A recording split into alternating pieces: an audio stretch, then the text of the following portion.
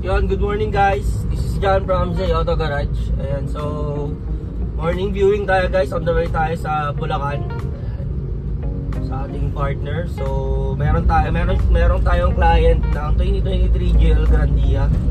So titingnan niya muna ngayon. Matagal na raw siya naghahanap nun. Actually, rare unit kasi talaga yung mga van na yan. Laring GL Grandia Tourer, Super Grandia. So tingnan lang muna natin. Sana masolve. Update namin kayo.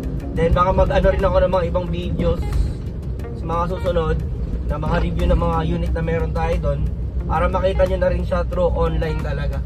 Okay, so update tayo guys. Kita-kits.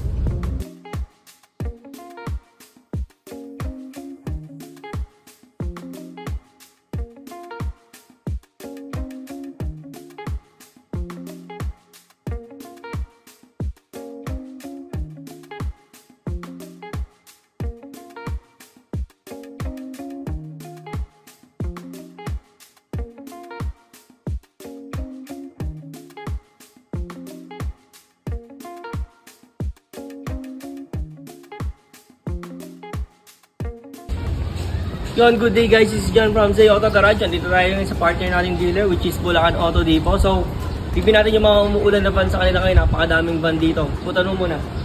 Ayan, isa, dalawa, tatlo. Ayan. Ayan yung mga available units natin. Pero dito man tayo sa Super Grandia Elite 2020 model. Tara. Kita ko lang muna tong pinto niya which is automatic sliding door yan. 2 doors pala to, kabilaan siya. Yun lang yung pinagkaiba nila sa Grandia na GL. So, ito muna yung pinto niya. Hilahin mo lang yan. Then automatic na yan bubukas. Okay. Yan, ito tayo sa mga pinaka-favorite part natin. Ayan. Ito, yung captain seat guys. Yan. All leather na rin to. At the same time, itong Super Grandia Elite na tawag nila itong Baby Alphard, which is siyempre yung mga kinakapos sa pambiling Alphard, madalas nag-i-elite sila kasi sobrang layo nga naman ng presyo. At the same time, pahirapan talagang bumili at pumila ngayon. So ito, yung luxury na meron sa Alphard, actually andito na rin siya, lalo itong upuan which is sobrang automatic. Ayan, may controls dito. Ayan, na-atras mo siya. Okay. Yan, then yung sa may paa, sobrang VIP na experience mo dito. Aircon, napakadami, and lahat ng room may vents. Tapos ito meron siyang monitor na rin sa unahan. Alam ko may TV plus na rin tong kasama. Then ang pinagpaganda dito yung wooden panel din na ano niya na design. Ayan. Sobrang elite na elite. Ayan. Parang sobrang luxury talaga ng datingan niya. Okay, baba ko lang. Tara, second row.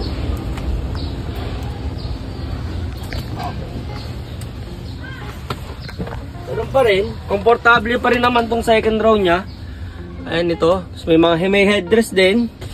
Talagang mas VIP lang itong nasa unahan, pero sa upuan pareho lang. Ganda nung tahi, ayan no, yung pagkakagawa. Then yung sa last row niya, straight lang din siya na upuan na pang 4 na tao, kaya ang capacity nito is 10 seaters. Ayan, natutupi siya kung kailangan mo na ng space sa likod. Ayan, pwede mong tupiin. Pag marami kayong sakay, 4 na tao yung kasya dyan. Okay, medyo maano nga lang yung legroom. Ito yung legroom naman dito sa may second row, ito siya. 5'6" yung height ko. Ito yung yan ito. Siguro pag medyo matangkat-tangkat ka ng onti, papausugin mo na ng onti itong nasa unahan. Onting-onti lang naman. Cup holder. Okay, tapos may USB port. Pwede kang mag-charge. Ayan. Type-C yata ito. USB talaga siya. Panel wood design. Tapos ito may siyempre, yan, pang luxury, hindi ka makita. Tatanggal din yan, naangat. Ayan. Tapos hook para sa mga polo mo, ilaw, ayan, reading light, kung sakto. Tapos hanggang sa 4th row, meron siyang vent guys, kaya talagang abot talaga yung aircon. Meron na yung speaker dito. Yan, airbag. Punong-puno pala to ng airbag guys. Ayan. Okay. Ganito, napakaluwag. Maluwag naman din, tsaka komportable, sakto sa 10 tao. Kaya, kung ikaw naghahanap ka, or ayaw mo nang pumila guys, ito na yung bilhin mo. Kung naghahanap ka ng elite na available sa market, alam naman natin na nagtataasan talaga. Punta mo tayo sa may driver seat, sa unahan.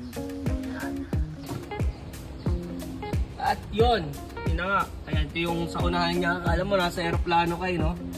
Lahat to premium, yan, naka leather.